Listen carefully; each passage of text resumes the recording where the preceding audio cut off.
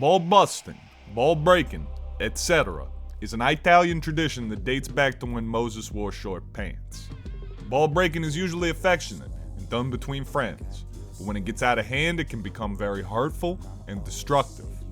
Arguably, both main conflicts in The Sopranos can be traced back to two offhand remarks. Tony busting his uncle's balls about whistling to the wheat field. But I never should have raised him about eating pussy. This whole war could have been averted. Cunnilingus and psychiatry brought us to this. And the Ginny sack joke. Now, to understand what constitutes ball busting, we're going to be taking a look at the top 5 ball busters on The Sopranos. Let me tell you, it's a stacked lineup. Number 5, Charmaine Bucco. First of all, what a woman. The only woman on this list that you would actually want a relationship with. Charmaine takes no shit, which is good because her husband, Arthur Bucco, is full of it. Now, I love Artie, and I love his arc on the show, but he's a big stupid fucking bald joke, and he has no idea how lucky he is to have a woman like Charmaine by his side. And he's lucky she takes him back. Now, Charmaine is a ball buster. She is Italian, after all.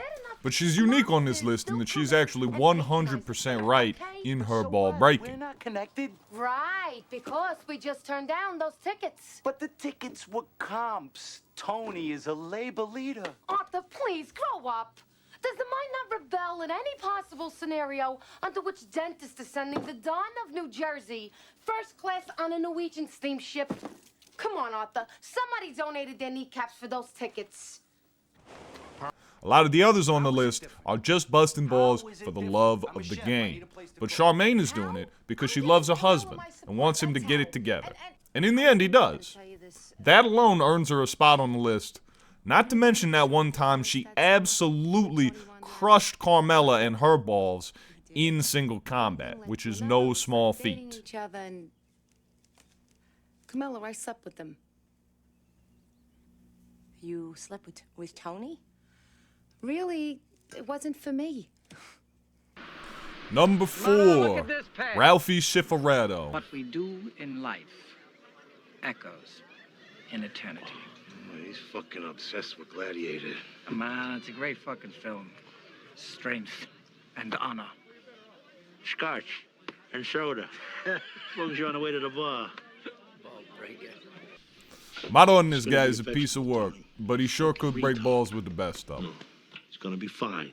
Well, look at the bright side. Wasn't that smart to begin with? He's also one of the few characters in the show that we physically see breaking balls, which has to count for something. Now, this guy's such a slime ball, even Janice was creeped out by him. And for my money, he did kill that horse. But what we do in life echoes in eternity. So Ralphie will eternally be out there somewhere busting balls. Please. I had to keep my mouth shut. Unless, of course, there's a slimy sandwich around. The fuck is wrong with you? We're trying to have a meeting here. Oh, 2 minutes he's in charge. He's fucking Lee Iacocca. Charmaine. Number 3, Carmela Soprano. Now we're getting to the big 3, the MJs of ball breaking. Now, Carmela is an experienced all-around ball buster who will flex her skills at a moment's notice. What's different between you and me is you're going to hell when you die. She busts her husband's balls. She busts her neighbor's balls. I said I want you to write the letter. Are you threatening me? What threatening? She busts her son's teacher's balls. What more do I gotta say? She goes head-to-head with Livia Soprano and holds her own, even scoring a few points here and there. Now, Carmela is a fascinating character, and the only reason she's not higher up the list is because of how titanic the two ball breakers ahead of her are. And if you've seen the show, you can probably guess who they are. Mind your fucking business. Keep your mouth shut when it comes to my kids. All right? Maybe I've stayed here too long. Number 2, Janice Soprano. Janice is fascinatingly detestable. She, like her mother, is deeply involved in many of the show's major conflicts due to her constant ball busting. However, calling what Janice does breaking balls almost seems inappropriate. Janice is more insidious. Where Carmela is a straight-up ball breaker, Janice is a ball twister. Sort of the testicular torsion of the Sopranos universe. She masterfully manipulates experienced players like Richie Aprile and Bobby Burger Boy and subsumes them into her thrall, which isn't really ball breaking per se, but is very fun to watch. And it's worth noting that by the end of the show, she's pretty directly turning into Livia Soprano 2.0, which just sounds horrible. Okay. But back to Ralph. You've got to sit him down and level with him. Speak the truth, Jan, but with the compassion and respect that you're famous for.